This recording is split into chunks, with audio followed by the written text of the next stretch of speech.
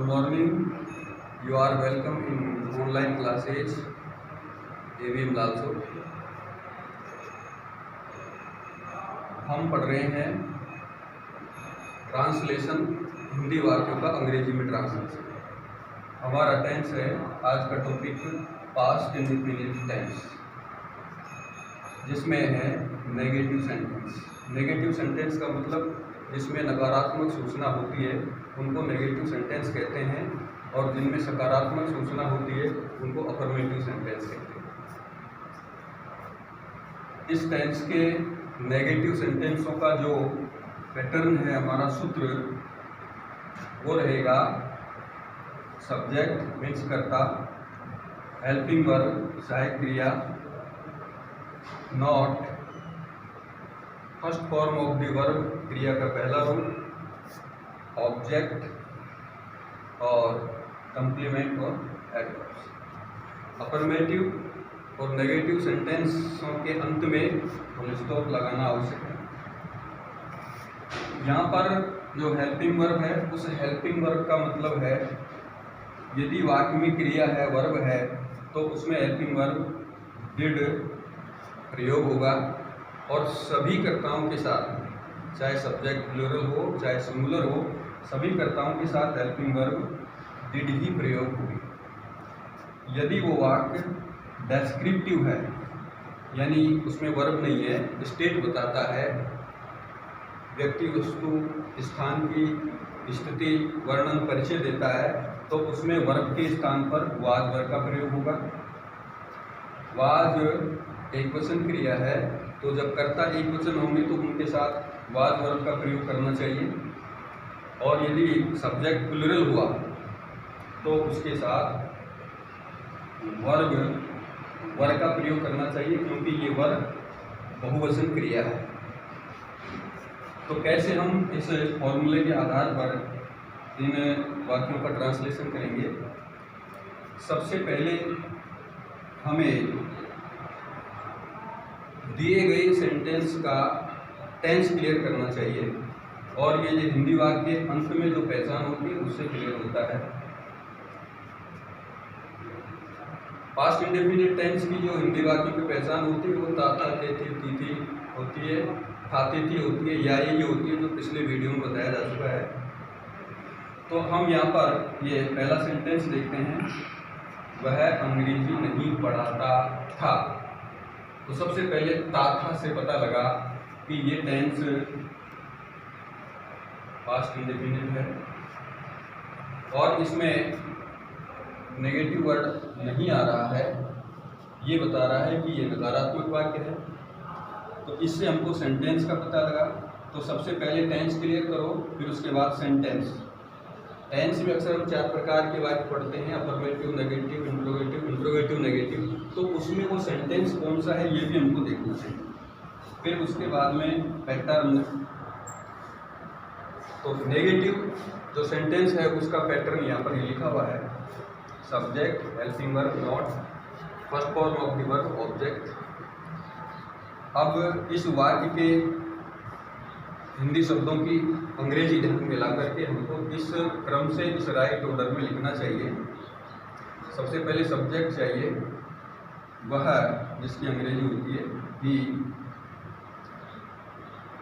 इस वाक्य में पढ़ाना वर्ब है, इसलिए इसमें हेल्पिंग वर्ब डिड का प्रयोग होगा। नॉट सभी सहायक क्रियाओं के साथ सभी वाक्यों में प्रयोग होगा, ही, डिड, नॉट। अब यहाँ पर डू, डज और डिड का प्रयोग यदि वाक्य में होता है तो उसके बाद क्रिया की पहली फॉर्म ही प्रयोग होती है, इसलिए यहाँ पर टीच, जो कि फर्स्ट फॉर्म है वर्ब की, वही प्रयोग हुई है, और ये इंग्लिश हमारा ऑब्जेक्ट। यहाँ पर अंक फुल स्टॉप है। तो वह अंग्रेजी नहीं पढ़ाता था, he did not teach English. इस प्रकार हमारा ट्रांसलेशन बना। अगले सेंटेंस को देखते हैं, हम सड़क पर नहीं खेलते थे। तो वही प्रक्रिया अपनानी चाहिए। सबसे पहले टेंस क्लियर करें, तो थे, इससे हमारा टेंस क्लियर हो रहा है, सिंपल पास्ट का वाक्य है ये। फिर नॉट नहीं शब्द आ रहा है, इसलिए नेगेटिव हो गया। अब नेगेटिव हो गया तो उसका पैटर्न, तीसरे नंबर पर पैटर्न और चौथे नंबर पे आती है वर्ब।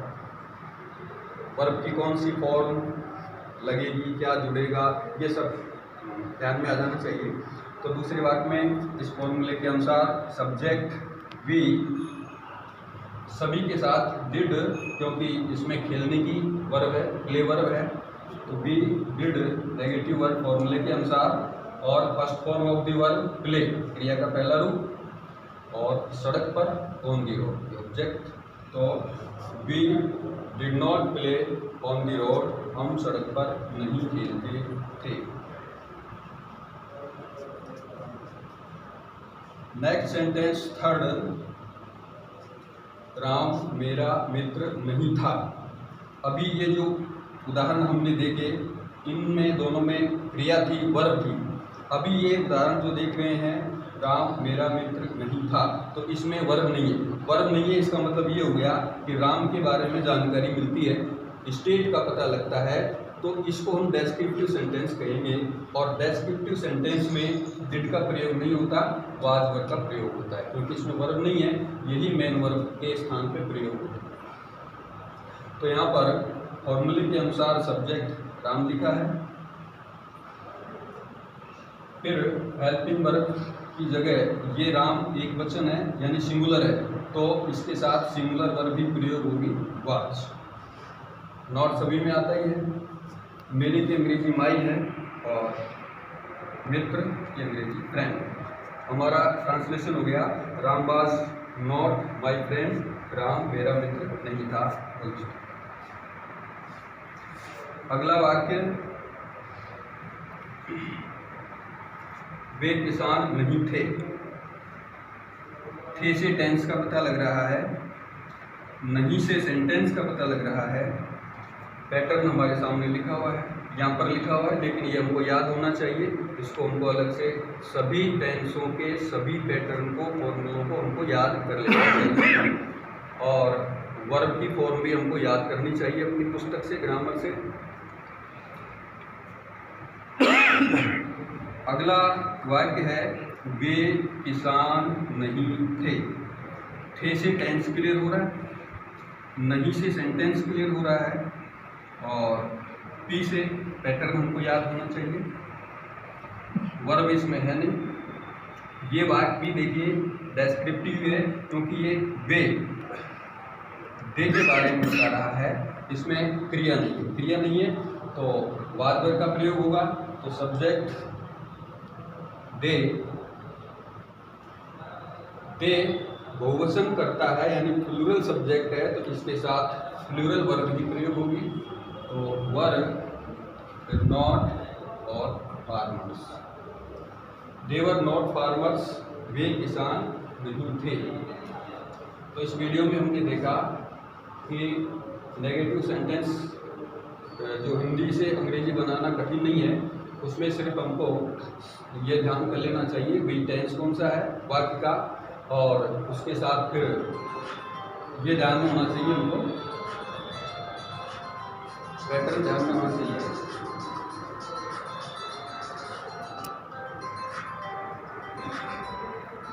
और इस पैटर्न के अनुसार ESBB के फॉर्मूले से इनकी अंग्रेजी शब्दों को इस राइट ऑर्डर में लिख देना चाहिए और हमारा ट्रांसलेशन सही हो जाएगा। आप ऐसे और वाक्यों को छोटे छोटे वाक्य लेकर के अभ्यास करें। थैंक्स।